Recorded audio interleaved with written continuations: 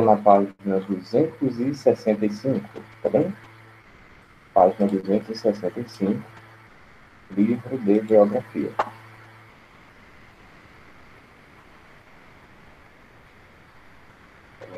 Walter, hoje é quinta, na verdade. Eu estou bem. Eu estou bem. Espero que todo mundo esteja bem também. Vamos lá. Geografia, página 265. Professor, já é para botar o número da chamada? Como é? Se é para botar o número da chamada. O seu número da chamada, você quer saber? Só um momentinho. Sétimo ano B.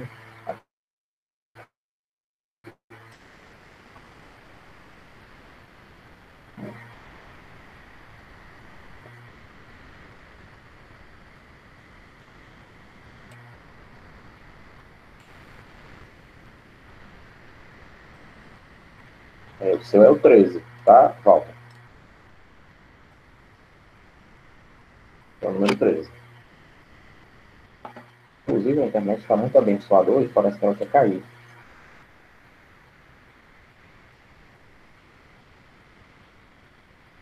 O ruim é que se ela cair, não dá para ninguém segurar, né? Bom, vamos lá. Página 265, a gente tem, só para recapitular o assunto que nós estamos tratando, tá vendo? Nós vimos sobre o relevo do Brasil, sobre as características gerais, as mais abrangentes e mais interessantes, mais importantes no caso. Interessantes tem outras. Do espaço natural, certo? Brasileiro. Vimos que temos uma enorme sorte por conta de uma série de providências do destino, certo? E o Brasil se localizar bem em cima de uma placa tectônica, e não entre o encontro de duas ou mais placas, o que ocasiona na redução da probabilidade de ocorrerem fenômenos sísmicos, o famoso terremoto.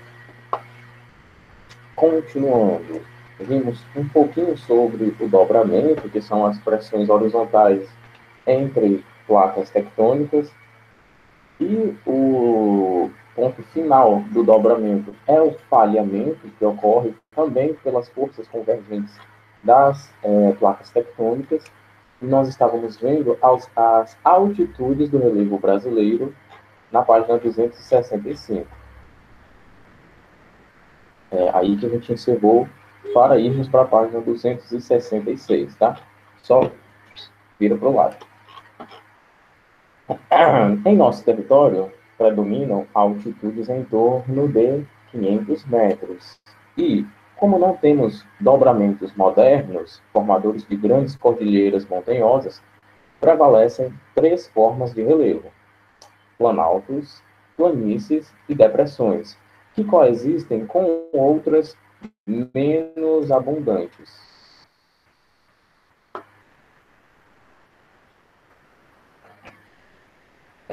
Os planaltos brasileiros e os impactos ambientais. Antes de começar aqui, sim, Maria, eu vou deixar para o final porque estava com muito problema aqui para abrir o diário, porque é um arquivo razoável que precisa de uma boa internet, e a internet estava cai e não cai aqui. Tem que segurar ela aqui, entendeu? Para ela não cair. Vamos lá. Sabemos que os planaltos são formas de relevo que apresentam altitudes em torno de 300 a 600 metros. Planalto, tá? Cujo topo é suavemente ondulado e limitado por declives. Se você observar atentamente a imagem abaixo, notará que, em sua maioria, os planaltos brasileiros apresentam a parte mais baixa de suas vertentes em contato direto com regiões de depressão. quando analisamos de forma particular a região norte, o Planalto da Amazônia Oriental é limitado pelas depressões marginais sul e norte amazônica e sulcado ao meio, né, sulco, uma abertura, sulcado ao meio pela planície do Rio Amazonas. A região nordeste, o Planalto da Borborema é limitado ao leste pela planície e por tabuleiros litorâneos, e ao oeste pela depressão sertaneja.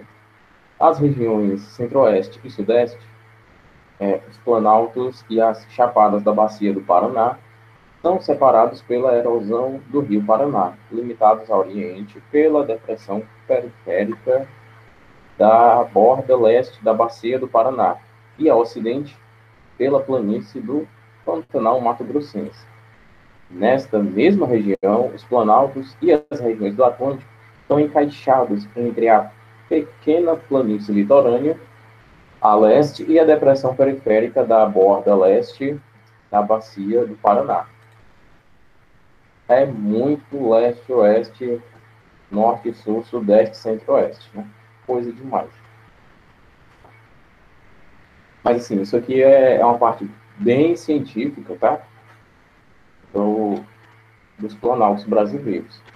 É um conteúdo muito específico, chegando a ser, às vezes, um pouquinho cansativo, por conta justamente da repetição de termos. Por isso que é interessante você variar também. Isso eu estou falando da produção também. Conversando aqui uma disciplina com a outra. Por exemplo, quando a gente está escrevendo, né? Porque o diálogo é diferente da escrita, do texto. O recurso linguístico conectivo de argumentos que a gente mais usa quando está conversando é o tal do aí. Aí, fulano, a menina disse isso, aí depois ela falou assim, aí depois ela saiu, foi conversar com a outra lá. Aí, deixa eu te contar, nem imagina.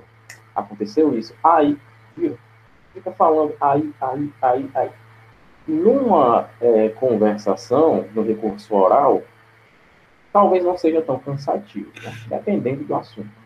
Mas em texto, você repetir, por exemplo, a palavra então, aconteceu isso, então fulano disse isso, então isso torna cansativo o texto, por um lado, e por outro lado, demonstra a ausência de conhecimento de recursos que mantenham a argumentação. Nesse caso aqui, não foi aliás, não foi nem por falta de conhecimento, é porque era necessário ficar repetindo a todo instante.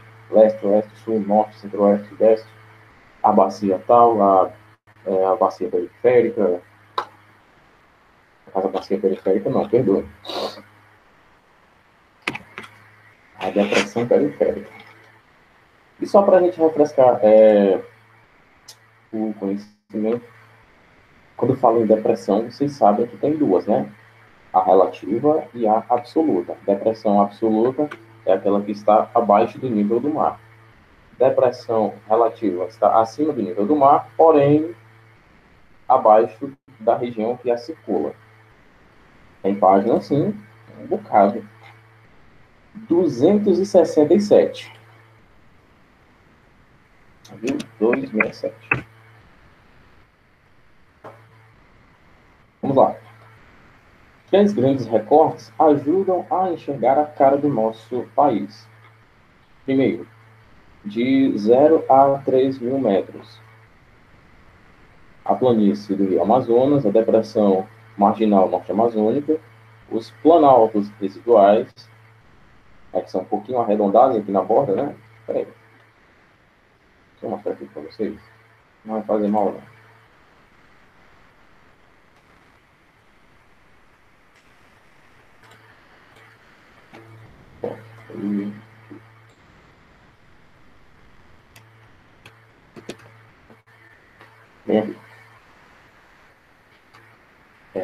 Planaltos residuais, como a gente viu, um pouquinho arredondado, ondulado. O planalto da Amazônia oriental, se localiza aqui. A depressão marginal sul-amazônica, que é a sul, e aqui a norte. E os planaltos residuais sul-amazônicos. Sempre se orientem aqui também, na escala aqui, para saber a altitude que estamos nos referindo.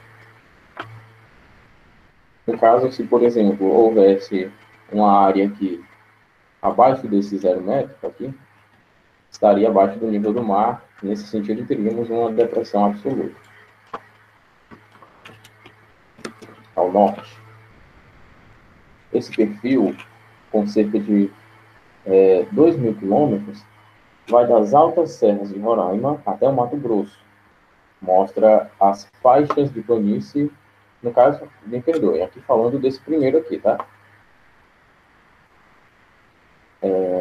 Mostra as faixas de planícies, as margens do rio Amazonas, a partir das quais vem extensões de terras mais altas. Agora 2 aqui, Nordeste. Com quase 1.500 metros, esse perfil vai do Maranhão a Pernambuco. É um retrato fiel do relevo da região, com destaque para 2 planaltos, o da bacia do Parnaíba e o da Borborema, cercado pela depressão sertaneja. Aqui, como a gente pode notar, vamos ver aqui bonito. Vixe, Maria, que demais.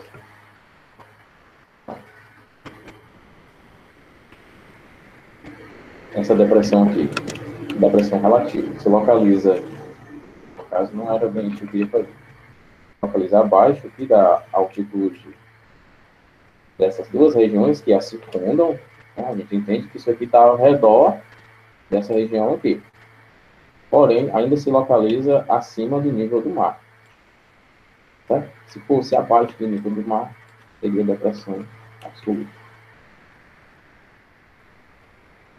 E centro-oeste e sudeste, esse corte com cerca de 1.500, no caso aqui era 1.500 quilômetros, tá? Cerca de 1.500 quilômetros, vai do Mato Grosso do Sul ao litoral paulista, além da planície do Pantanal.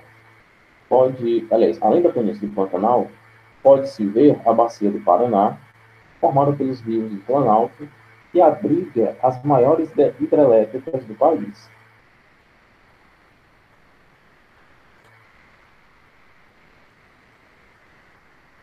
Não estava aparecendo, mas eu estava apresentando o livro mesmo, tá bem? Assim, quando não aparecer para vocês, e pelo menos é o que acontece com o meu telefone, quando eu uso o telefone, aqui no Meet. Você faz o seguinte, você clica na caixinha aqui do chat, para ver se aparece. Eu não sei porquê, mas quando eu faço isso, quando está dando esse problema, e eu clico lá, na caixinha de mensagens, aparece a tela de quem está apresentando. Às vezes eu nem sequer estou apresentando e a tela fica toda branca para algum aluno ou outro. Aí às vezes funciona, às vezes não, e é necessário a pessoa, infelizmente, sair e ter que voltar. Às vezes esse problema é ocasionado, tá um pouquinho diferente. O Google atualizou o Meet outro dia. Essa semana, no caso. Às vezes o problema é a internet mesmo, que não consegue manter, não tem internet suficiente para manter a conexão. Vamos lá. Visto dessa forma, na próxima página 268, visto dessa forma, podemos afirmar que houve em território brasileiro um grande processo erosivo por meio da força de agentes externos, como os rios e as chuvas, ao longo do tempo geológico, e que os nossos planaltos são áreas compostas de rochas mais resistentes e, por isso, sofreram menos rebaixamento, tornando-se resíduos testemunhos de uma era em que nossas altitudes eram mais elevadas. Na atualidade, grande parte desses planaltos, serras e chapadas encontra-se amplamente ocupada por cidades, povoados e culturas vegetais.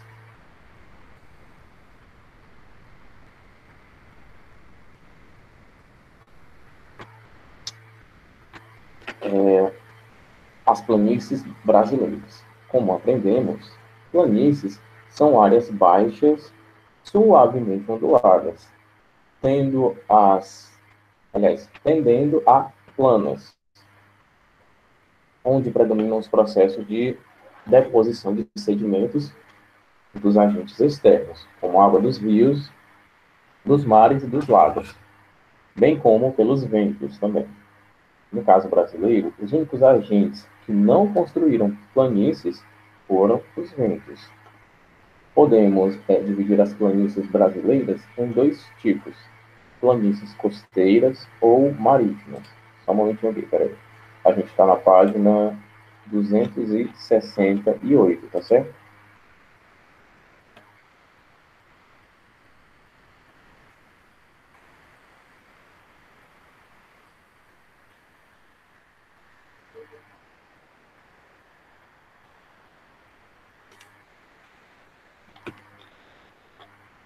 Continuando. Planícies costeiras ou marítimas localizam-se ao longo do litoral e são resultantes da acumulação de sedimentos marinhos ou fluviomarinhos. Os principais exemplos são as planícies litorâneas nordestinas e da Lagoa dos Patos, no Rio Grande do Sul. O litoral de Barreiras, as falésias do Nordeste. Falésias, eu sei que vocês viram esse tipo de relevo no ano passado.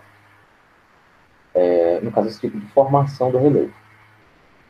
O litoral de dunas do Rio Grande do Norte, entre outros. Atualmente, essas áreas encontram-se, em virtude do povoamento espacial do nosso território, que se concentrou nessa região, completamente modificadas pela construção de grandes cidades, a exemplo de Recife, São Paulo e Salvador. Até porque na abertura desse cenário a gente viu os aspectos, as características do espaço natural brasileiro. Espaço natural é aquele que o homem não foi lá e colocou o dedinho. Né? Já o espaço urbano é totalmente diferente. Nesse caso aqui, é óbvio que esses territórios, por conta do povoamento, foram, em sua grande maioria, alterados. Alguns ainda não, e talvez não sejam alterados tão cedo, por falta do desinteresse. Pelo menos do desinteresse habitacional, mas o interesse empresarial persiste, como é o caso dos ruralistas em relação ao Pantanal, em relação à floresta amazônica. Bugou? Bugou há 2 minutos. Já desbugou ou ainda está bugado?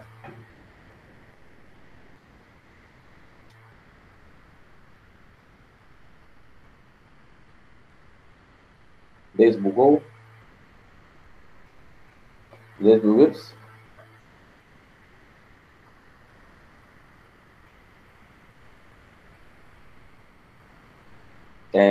Quando você tenta corrigir uma palavra e manda outra errada, eu fico assim, corretor. Vai dar certo. Planícies continentais. Estão situadas no interior do continente brasileiro. E são, só para a gente lembrar, né, as planícies costeiras ou marítimas também fazem referência, a gente também pode chamar, né, de planície litorânea, certo? Se localiza no litoral, região de praia. Já as planícies continentais estão para dentro do continente, tá? No interior. São formadas pela ação de diversos rios a partir da deposição de sedimentos. Como a gente viu, temos alguns agentes de formação do relevo, de transformação do relevo, que levam sedimentos de um lugar para o outro, como é o caso da água dos rios, que passa provocando corrosão em algumas rochas, e aquele material que ela tirou da rocha não sumiu, né? Não desapareceu do nada. Ele foi tirado pela força da água e foi depositado em outro local. A exemplo disso, podemos citar as rochas sedimentares, que são formadas justamente por causa dos sedimentos. Os agentes de transformação do relevo tiram os sedimentos e acumulam em algum lugar. Aí depois vem outra camada de sedimento, e outra, e outra, e outra, e outra. Essa primeira camada aqui, devido a essa compressão, vai gerar uma espécie de rocha, que será a rocha sedimentar.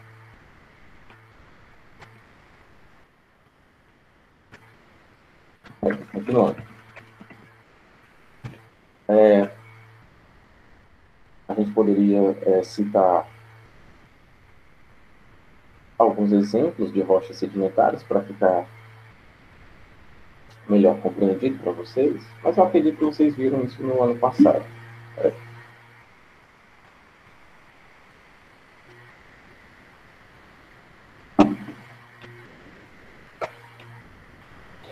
A gente tem a sedimentares químicas, a orgânica, como por exemplo gesso, calcário, argila. A própria areia é um exemplo de rocha sedimentar, porque ela se forma a partir de sedimentos. Mas calma, né? Isso aí não vai, não precisa a gente entrar em detalhe, porque isso aí, obviamente, não vai estar no nosso simulado, né? Que está fazendo o coraçãozinho de algum acelerar, mas não tem por que ficar nervosos, não. Essas planícies, em virtude dos obstáculos impostos pela natureza brasileira, foram tardiamente incorporadas ao espaço geográfico nacional. Contudo, em virtude da pecuária bovina e da mineração, surgiram nessas áreas diversos povoados que se transformaram em cidades, em grandes cidades, aliás. A planície do Pantanal Mato Grossense aqui, linda demais. Linda demais. E tá pegando fogo. Linda demais no momento dessa foto aqui, agora nem tanto, né? Por sinal, essas queimadas o que ocasionam o aparecimento e o aumento da amplitude das áreas que a gente conhece como ilhas de calor. Né? As queimadas aí, os caras são incríveis para queimar o Pantanal. São incríveis demais. Na verdade, professor, não participei da aula de história do dia 6 por conta da internet, tá? Tá bem. Foi só de história, né? Dia 6, peraí. Dia 6 a gente teve história, que foi a última, mas a de geografia você participou, né? Foi a primeira?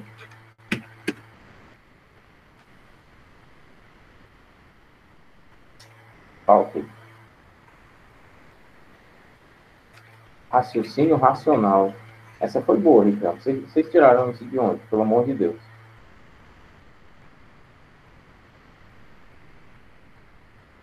Foi outro professor que falou isso?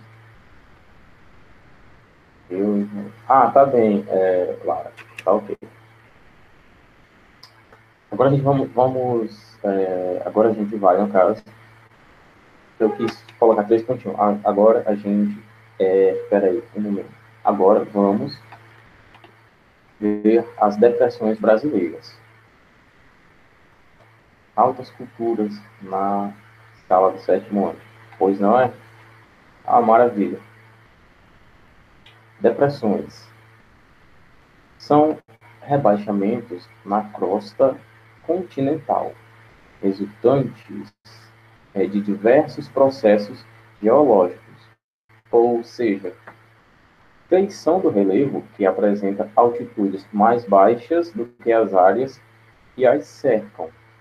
Existem dois tipos de depressão: as depressões relativas, que apresentam altitudes mais baixas do que as áreas vizinhas, mas que estão acima do nível das águas marinhas, e as depressões absolutas, que apresentam altitudes abaixo do nível do mar. Isso aqui vocês sabem, né? Depressão absoluta e depressão relativa, todo mundo sabe o que é, né?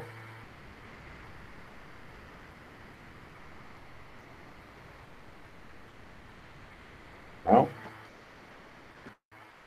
Um momentinho.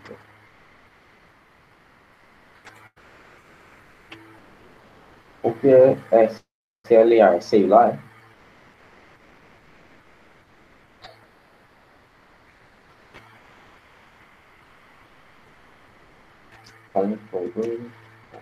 Bora lá. Temos aqui o abençoado nível do mar. E deixa eu ver uma cor aqui até. Laranja tá bom. Temos aqui uma região montanhosa. E aqui, olha só como baixou o negócio, né? Ficou baixinho e aqui subiu de novo. Essa área aqui, olha só, está acima do nível do mar. Está acima do nível do mar. Se localiza aqui. Porém, está abaixo da altitude das regiões que a cercam, né?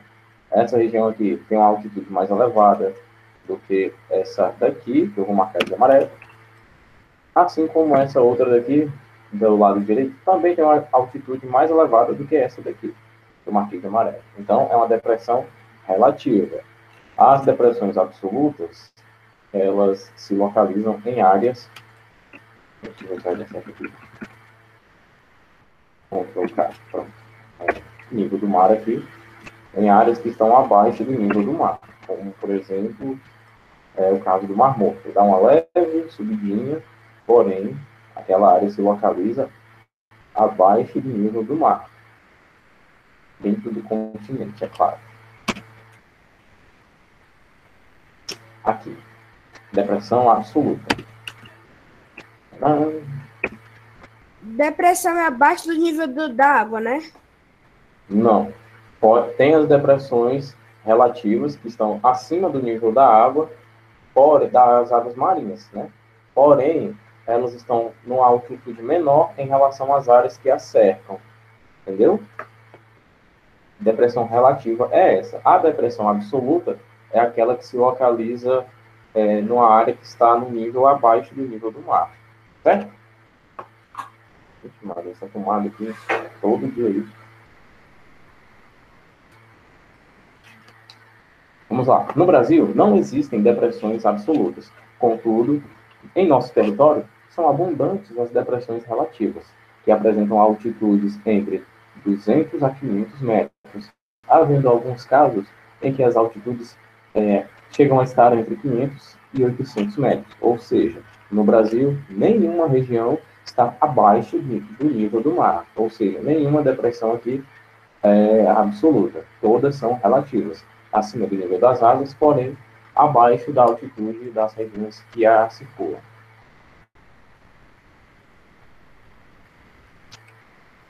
Esse mapa aqui da próxima página é bem mais agregador de informação do que conhecimento em si, mas ele é bem interessante. Traz a classificação, a divisão dos 3 tipos de relevo mais abrangentes do nosso território. No caso, planalto, depressão e planície.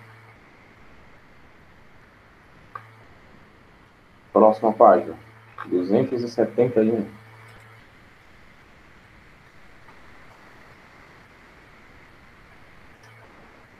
Para entender como estão distribuídas as depressões no país, bem como os planaltos e planícies, observe o mapa Brasil Relevo na página 270.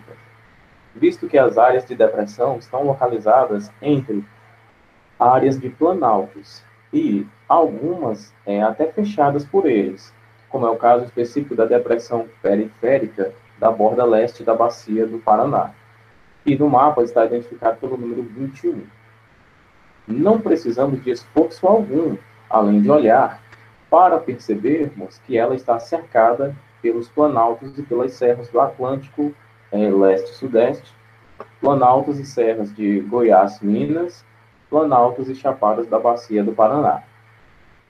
Partindo dessa informação, fica claro que essas depressões foram formadas a partir do progressivo desgaste, ou seja, a partir da progressiva erosão das áreas do planalto, pela ação de alguns agentes atmosféricos.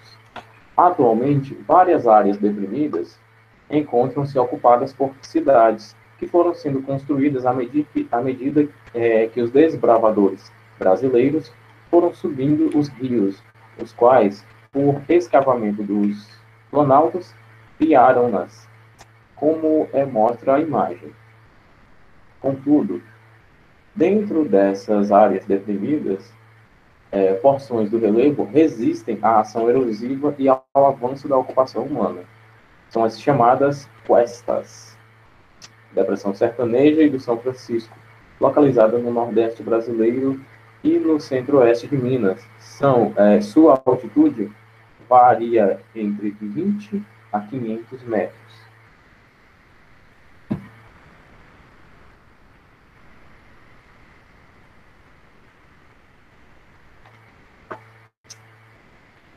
Antes de continuar aqui para o cenário 2, que é o que a gente vai encerrar aqui mesmo, deixa eu fazer aqui a frequência da sétimo ano A. Só um momentinho de tomar uma água aqui.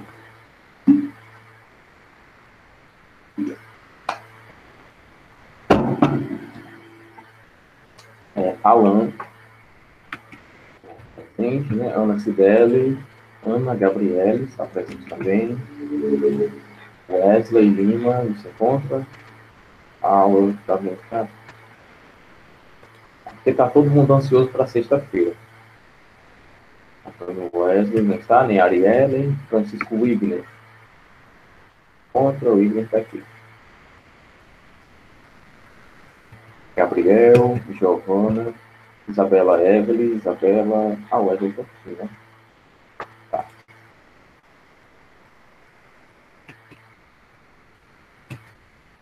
Bom, Mariano. Tá presente aqui. Rogério Filho também, Júlia Nobre.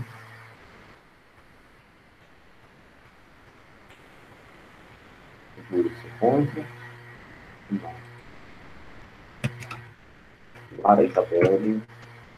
Larissa Souza, está aqui presente também. Maria Barreto, Maria Clara, também está presente. Maria Gabriele. Maria Isabel Castelo Branco. Maria Leonara e Riquelme. Então, vamos para o Adriele. Adriele Concha. Beatriz de Oliveira. Beatriz Rodrigues está presente. Cecília também. Geisânia também está presente. Patrícia se encontra. Não. Bernadette. Diego está aqui também. Laís, acho que eu vi o nome dela aqui. Laís, tá aqui. Pablo, Raikkonen, Raíssa, Walter e Paulo. Também estão presentes. Do B só faltou a Patrícia e a Adriele, né? Ok. A do A, faltam Sibeli, Arielle, Gabriel, Giovana, a Júlia e Gabriele e Paulo. Vamos lá. Cenário 2. Conta do conteúdo, Maria. Esse daqui é um pouco mais científico do que os outros. Brasil, a pátria das águas. Reservas fluviais brasileiras. Nosso país concentra aproximadamente 12% de toda a água doce do planeta, constituindo-se na maior reserva deste bem. Isso se deve ao fato de que o Brasil apresentar, climas que se caracterizam pela abundância de chuvas na maior parte de seu território, com exceção do sertão nordestino. Em nosso território predominam rios extensos, com grandes volumes de água, fato que interfere diretamente no modelado do relevo brasileiro, principalmente a ação erosiva nas áreas elevadas do relevo. Como vimos no cenário anterior deste capítulo, no nosso território há o predomínio dos relevos planálticos, o que acarretou na formação de rios, como o Paraná e o São Francisco, cuja característica principal é a formação de diversos trechos encachoeirados, os quais, por sua vez, propiciaram a construção de diversas hidrelétricas para aproveitar o elevado potencial hidráulico. As nascentes dos nossos, aliás, principais rios surgem no Planalto das Guianas, na Cordilheira dos Andes, e do Planalto Brasileiro, considerado a grande caixa d'água da hidrografia brasileira. A maioria dos rios brasileiros é de planalto, o que implica pouca navegabilidade, em virtude de seu caráter irregular, mas, em compensação, apresenta um enorme potencial gerador de energia e produz foz de estuário. Além disso, são alimentados desde a nascente com águas da chuva, ou seja, águas pluviais.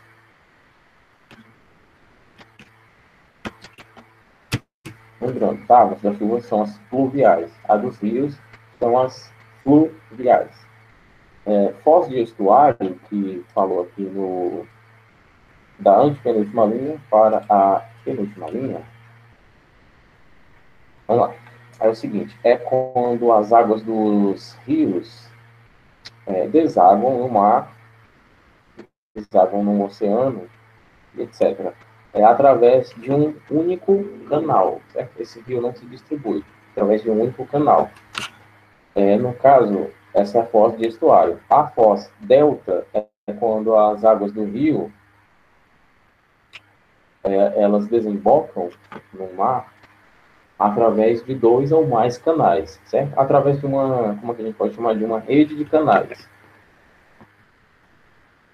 Essa é a diferença entre estuário, que é só um canal, e foz delta, que são vários canais. Uma rede de canais, mais precisamente.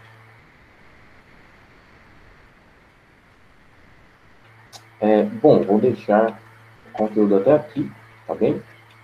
Necessariamente nós iremos ver esses cenários que nós estamos estudando aqui sobre relevo na nossa avaliação, mas claro que a gente vai puxar um pouco do último capítulo que nós vimos, porque foi o que a gente mais trabalhou.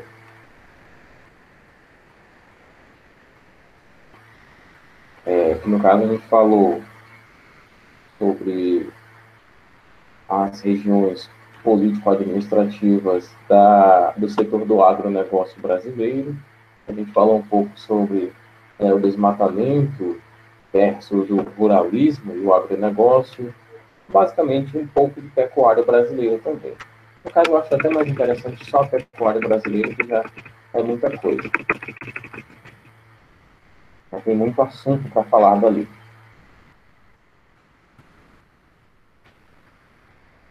Então, só para fixar, a gente para aqui na página 272, tá bem? Bom, vou ficando por aqui. Amanhã a gente se vê com produção textual. Tchauzinho para todo mundo e tenham uma boa tarde.